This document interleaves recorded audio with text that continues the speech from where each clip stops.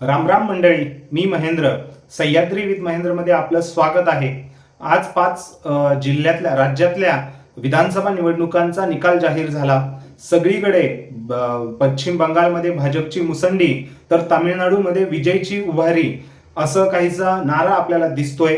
भाजप असू द्या, विजय यांचा पक्ष असू द्या, किंवा केरळमध्ये काँग्रेस असू द्या, या सर्वांनी या विजयामध्ये म्हणजे बाजी मारली. परंतु सर्वजण जरी म्हणत असले की हा दिल्लीतला विजय आहे, तरी तो विजय हा मुंबईतला आहे. कसा आहे, काय आहे, हे आपण या व्हिडिओद्वारे जाणून घेणार आहोत.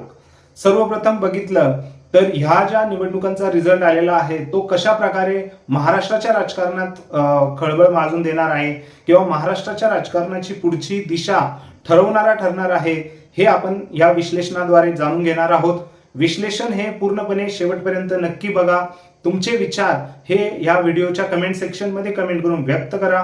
व्हिडिओ आवडल्यास लाईक करा आणि आपल्या चॅनलला सबस्क्राईब करायला विसरू नका. सर्वप्रथम आपण बघतोय पश्चिम बंगाल मधलं राजकारण. पश्चिम बंगालमध्ये जनतेने पुन्हा एकदा ठरवून दिलेलं आहे. पुन्हा एकदा मी यासाठी म्हणतोय की भाजपने जवळपास भारतभर लाट होती, परंतु पश्चिम बंगालमध्ये कधी भाजपची लाट दिसली नाही. आणि या विधानसभेच्या निवडणुकांमध्ये भाजप हा सर्वात मोठा पक्ष, म्हणजे 190 जागांपेक्षाही जास्त पक्ष घेऊन निवडून आलेला आहे. ममता बॅनर्जी यांचा त्यांनी पराभव केलेला आहे, तृणमूल काँग्रेसचा. आणि हा जो रिझल्ट येतोय यातनं नक्कीच एकच पुढे येते की आजही भाजपला राज्यांमध्ये म्हणजे त्यांच्याकडे मतदार खेचून आणण्याची पॉवर आहे. 2014 साली नरेंद्र मोदी यांनी जे काही पूर्ण भारतात घडून आणलं होतं, त्याच पद्धतीने ते आजही करू शकतात. त्यांच्याकडे ती ताकद आहे.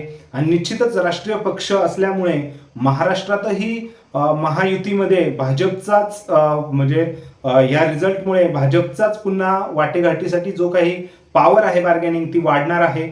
महायुतीतले अन्य घटक शिवसेना शिंदे गट आणि अजित पवार गट राष्ट्रवादी काँग्रेस हा नक्कीच यातनं बोध घेऊन त्यांची बार्गेनिंग पॉवर ही थोडीशी कमी दिसणार आहे आपल्याला आगामी निवडणुकांमध्ये. सो हे झालं पश्चिम बंगालमध्ये. आता आपण पोहोचतोय तामिळनाडूच्या रिझल्टमध्ये. तामिळनाडू येथे झालेल्या निवडणुकीतून जेव्हा ऍक्टर विजय हे कलाकार आहेत, त्यांचा पक्ष हा निवडून आलेला आहे बहुमताने.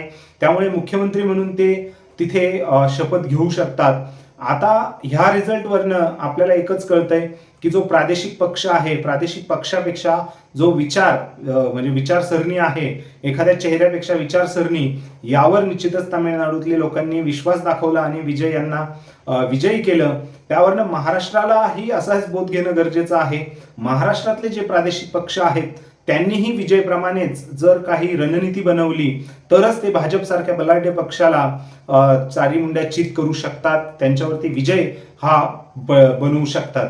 आता आपण येतोय केरळ येथील निवडणुकीच्या रिझल्टवर. केरळमध्ये निश्चितच काँग्रेस प्रणित म्हणजे काँग्रेसच्या आधिपत्याखाली असलेल्या म्हणजे पक्ष सत्तेत येत आहेत.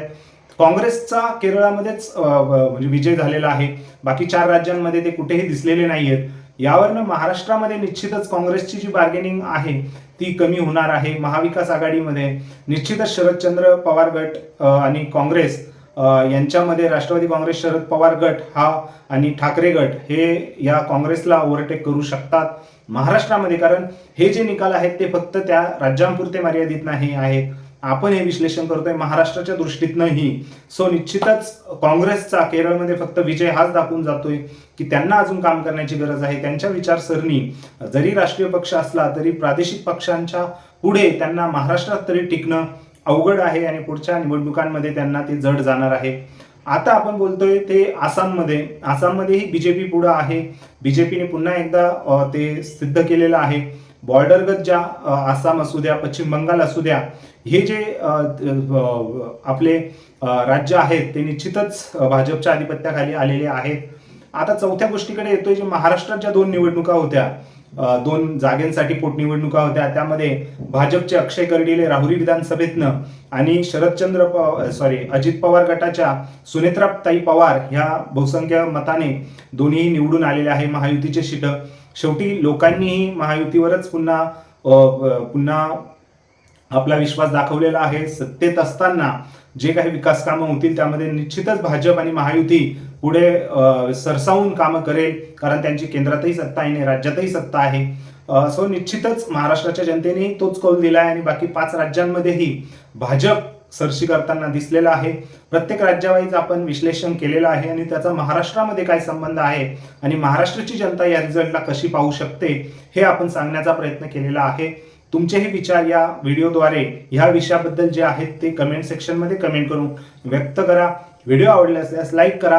हा व्हिडिओ जास्तीत जास्त शेअर करा, म्हणजे जास्तीत जास्त आपले जे आपल्या समविचाराचे लोक आहेत किंवा आपले कुणीही आपले कमेंट सेक्शनमध्ये त्यांचे विचार ठेवू शकतात. व्हिडिओ आवडल्यास लाईक करा आणि आपल्या चॅनलला सबस्क्राईब करायला विसरू नका. भेटूया पुढच्या व्हिडिओमध्ये. तोपर्यंत जय महाराष्ट्र.